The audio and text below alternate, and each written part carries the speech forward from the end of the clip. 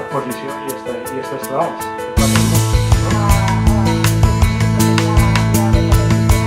El programa de paisatge defineix la via litoral al seu pas pel municipi de Gandia i aprofitem per recuperar espais naturals de gran valor, que són les finestres de paisatge que ens queden al territori, com la zona de la Huir.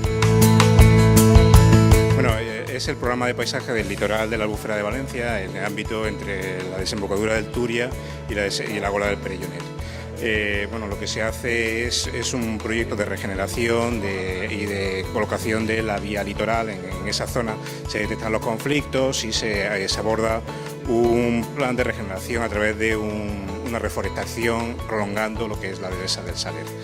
El programa de paisaje de Vinaròs Benicarló lo que pretende es unir los entornos y paisajes urbanos y rurales que tenemos en el litoral del norte de Castellón, que ahora mismo pues están desarrollando todo un modelo turístico más basado en el territorio, y la vía litoral ha sido la excusa para hablar de la dinamización del paisaje, tanto desde un punto de vista ecoturístico como de dinamización de espacios rurales y agrarios, como el Parque Agrari de la Alcachofa, que ya tiene su denominación de origen. Bueno, pues nuestro proyecto consiste en conectar de manera longitudinal 3 importantes humedales que se encuentran entre Alicante y Santa Pola. Uno sería el Clot de Galván, otras salinas de Aguamarga, otro sería el Fondet de la Señeta, y conectarlo todo a los saladares de Santa Pola.